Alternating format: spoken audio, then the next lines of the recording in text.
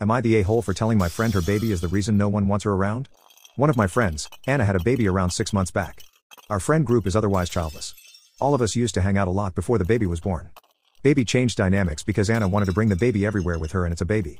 We tried to plan things around baby to include Anna, but it always ended up badly. We shouldn't drink, cause Anna can't drink. We shouldn't be loud, cause baby needs to sleep. Icing on the cake is her baby is extremely fussy and cries all the time. It was just a downer for rest of us. So we started hanging out without Anna and her baby. Last weekend all of us went on a staycation. We had a great time and posted photos and videos on Instagram. Anna saw these and called me to ask why I did not ask her to come with. I tried telling her it was a last-minute plan and we could only find a child-free resort so as to not hurt her feelings. She called my bluff, sending me pics some random family had posted with kids at the resort. She kept forcing me and I told her we did not want to hang out with her baby. She asked how can I say that about her baby. I asked her to leave it at that, but she wouldn't. I finally told her it's a baby and we are all young. We don't want to live our life around a baby she chose to have.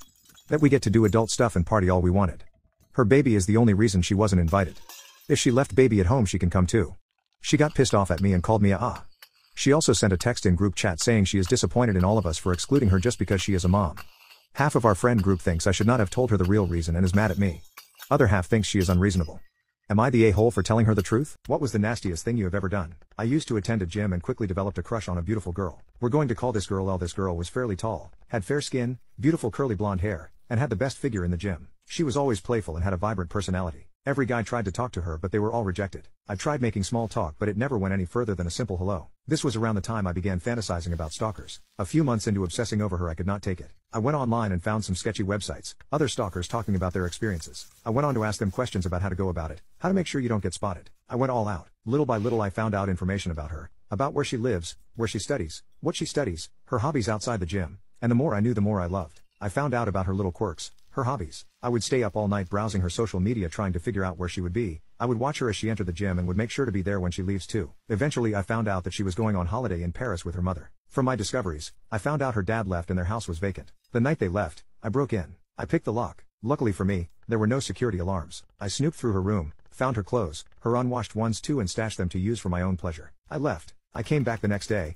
and the day after, collecting more items. I would use her toothbrush and imitate being her. I wanted her more than life itself. I even succumbed to the urge of licking the ends of her adult toys. I would go through her bins. I found used tissues and admired them. They looked so divine. I found her nail polish and daydreamed about how pretty she looks getting a manicure and pedicure. I could not hold it anymore. I sat on her bed and rubbed one out there and then, but not before lightly staining the bed sheets with my fluids. I realized I had messed up and used my best to clean it out. I was able to do so successfully. I kept doing this until the day they returned. To my great disappointment, when I came by on night number 6, the car was there. I decided I had done enough damage and never went back, but I still keep all the items I took. They are my prized possessions. I see her in the gym, doing her exercises, completely unaware of me, and that brings me joy, as I can love her from a distance, and that is enough for me. What's something you did that you later found out was illegal? 1. I scanned a dollar bill and printed it out in computer class in 7th grade. The substitute teacher called the cops. An officer showed up, took me in a small room, threw the actual book at me, and made me read the entries on counterfeiting aloud. I was super scared, but girls liked me a lot more after I got pulled out of class by the police. 2. Pumped my own gas. New Jersey is an odd place. 3. Almost every day in college I'd stop at a gas station near my place to pick up a snack, drink, or whatever, and on my way out I would grab a copy of the newspaper from the stand right next to the door. Without paying for it. Every time. Because my dumbass for some reason thought newspapers were free. I was oblivious until my college boyfriend finally saw me do it and pointed out I was stealing. Oopsies. 4. I was traveling, and on one leg of the trip, what I thought was a 2-hour layover, was actually a 26-hour one. I didn't have the right visa to leave the airport, and the customs guy said I wouldn't be able to stay overnight. So I asked him if I could buy a visa anywhere at the airport. He gave me a price, but it was in the local currency and I didn't know the exchange rate. The ATM would only dispense US dollars for an American card, so I took out $100 and went back to the desk. I handed the customs official the money and asked, "Is this enough?" It wasn't until I saw him put it in his pocket before stamping my passport that I realized I had just paid a bribe. 5. Riding a bike after drinking. Apparently that's a DUI. I was on private property though. 6. I bought a sandwich from outside the US and didn't eat it until I landed back home and didn't declare it. 7. I once built a 3-foot-long blowgun for target shooting.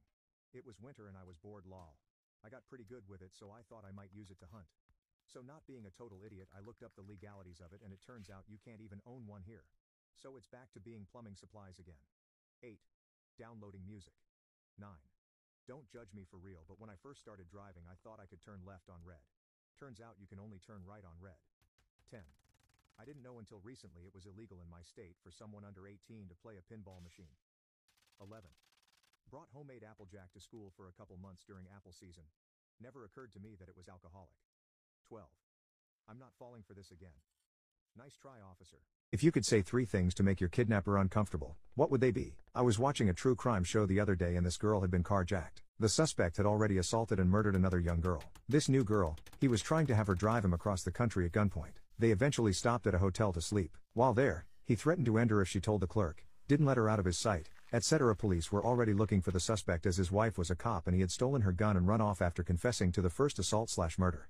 The dude obviously knew he was wanted and was very paranoid. While in the hotel, he proceeded to tie the girl to the bed and fed her sleeping pills. So, she obviously knew what he was about to assault her. At this point, the girl's phone started making noise. It was just an alarm clock app on her phone. This guy was so paranoid, he started accusing her of being an undercover, threatening to kill her, and she explained it was just an alarm. I'd assume it was left over from a nap the previous day or that, like many girls, she sets an alarm to take her birth control at the same time every day. After the girl calmed the kidnapper down, she explained that it was the alarm for her to take her STD medication. She said she had some kind of nasty STD and if she forgot to take the pill, she'd have pain, itching, etc. This apparently worked. The guy didn't want to get an STD, so he didn't assault her, he just went to sleep. Eventually, this girl kind of befriended her kidnapper. I guess on a cross-country drive, you have to talk to each other at some point. At that point law enforcement was tracking the new vehicle, because the guy had tried to rob and shoot another person after they left the hotel, and that victim survived his wounds and managed to get a license plate number. When law enforcement tried to pull them over a few days later, the wanted man called 911, while they were being chased. Before he would agree to stop for the officers, he ensured that they knew that the girl had been carjacked, and that she had nothing to do with his crimes, and asked them not to shoot, as his victim was a really sweet girl, from a good family.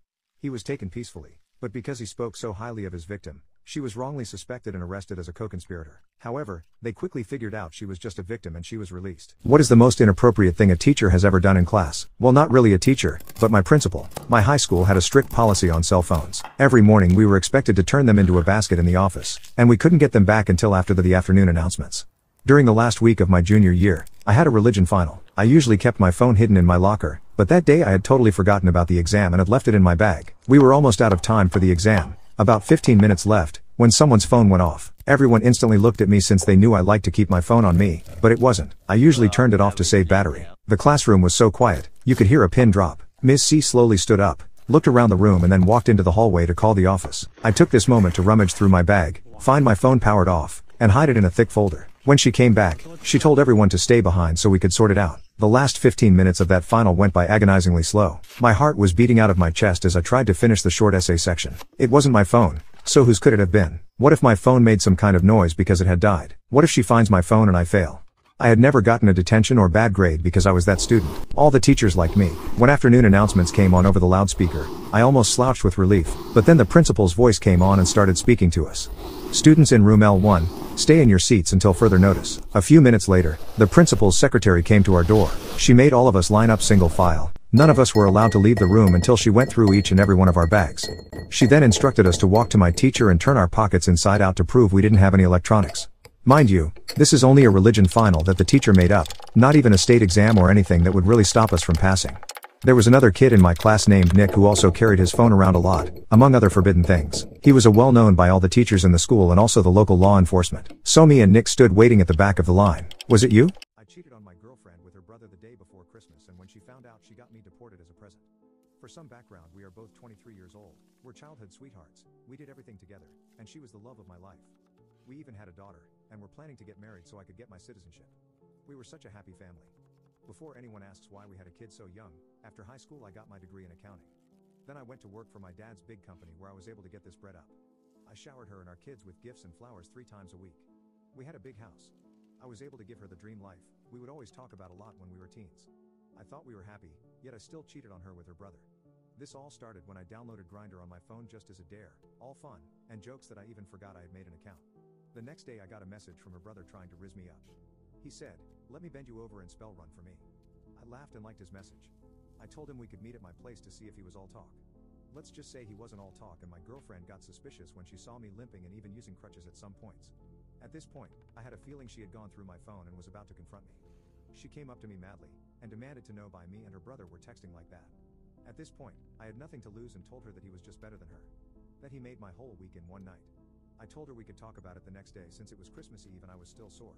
The next morning my girlfriend woke me up by saying Merry Christmas as 5 ICE cops came barging at me through my bedroom door. What are some girl secrets guys don't know about? You know when you see a woman in a ponytail walking and that ponytail is just swinging aggressively back and forth? Yeah, she's doing that on purpose. We can walk normally so that the ponytail doesn't swing as much. But we don't, because it's fun when ponytail go whoosh whoosh. Some of us shave our toe hairs. Yesterday I overheard 2 women at the thrift store conversing about one's husband asking whether or not she could poop while wearing a tampon. I fled the scene before the secret was revealed. Dogs love to smell our crotches when we're menstruating. It's extremely uncomfortable. The panic when we believe we've either pissed ourselves or have just come on our period. Run to the toilet only to realize it was discharge.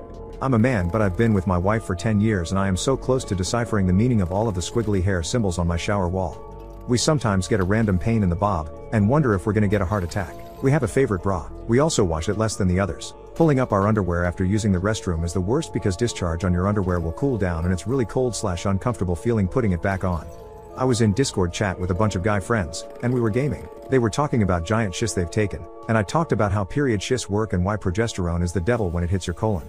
I said it's even weirder when it mixes with the blood and looks like someone dumped peanut butter and jelly. If I'm doing an awkward shuffle, I'm probably trying to get an air bubble out of my vag. Showering during your period is the perfect opportunity to get out any leftovers and clean that thing out.